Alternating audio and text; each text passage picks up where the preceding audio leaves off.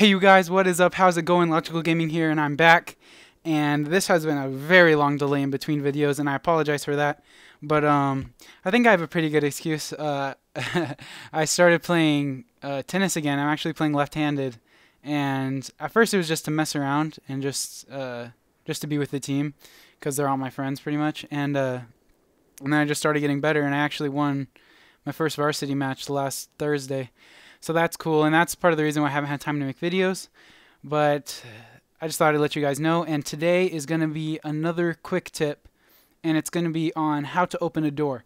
And I'm sure you all could figure out some way to like make opening a door work, but this is, I think it's a pretty cool way. Let's just go see how it works right now. So if we have this gate, right, you just right click on it and it'll open like that perfectly, just like you want. So it works good. And how I do that, and this is going to be something you can use in a bunch of different ways, is using the, I'm sure you've all seen when you do a countdown timer, there's an option that says in frames. So what we have here, this is saying, so when a duration timer is 9 in frames, so for 9 frames, the door will turn 10 degrees each frame. So for 9 frames, it'll turn 10 degrees each frame, which makes it 90 degrees.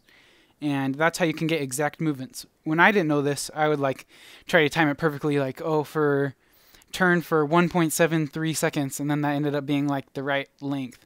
But this is a definitely easier way to do it, and it works out really well.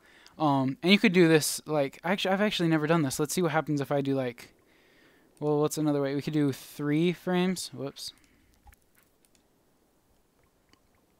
Oh, there isn't a 3. Oh man. So 3. So for the duration timer is 3 in frames, we can make it turn like 20. Or not 20, it'd be 30. What kind of math is that? Right? But now it will just not look as smooth. Alright, let's see what it looks like now. So if we do that.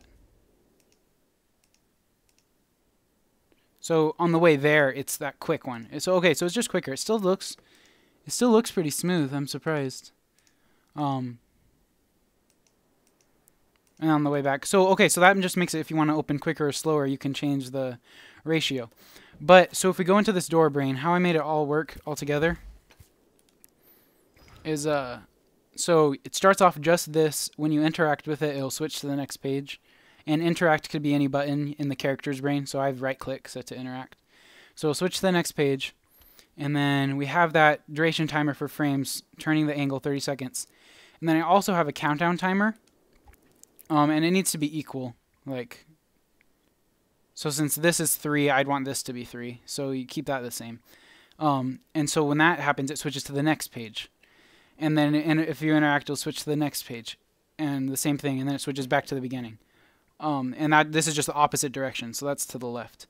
And the reason I have it so spread out like that, like it takes 5 pages, is because if you don't, like in this door's brain, in this door it says, so we have that first one, and then this is just saying, so as soon as you switch to the page for that long, it'll do the 90 degrees, and then when you interact it'll switch to the next page. And it seems like that should work, and then it just goes back. So that way you only need 3 pages. But the problem with this is that while it's in the middle of moving, like doing its movement for those 9 frames, if you interact with it again, it will move on to the next page, and it messes it all up. So right, if I do it and wait, it looks perfect. But then if I like double click or click way too fast, it throws it out of whack. Right? Like it gets all messed up. And so you got to have everything all spaced out. Because with this one, if you see, as soon as I right click, the option to right click disappears until it's done with its movement. See? And then it comes back up, and then it's gone and it comes back up. Whereas this one, that mouse thing is always there. Like, never goes away.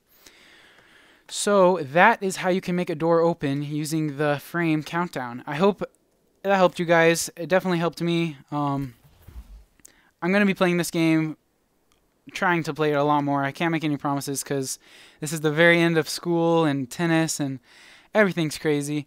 But I love this. This is a awesome hobby for me, and you guys make it really fun. I love interacting with you, and it really makes me feel awesome to be able to help literally hundreds of people. That's crazy. So yeah, thank all of you for that. This is awesome. See you guys in the next video.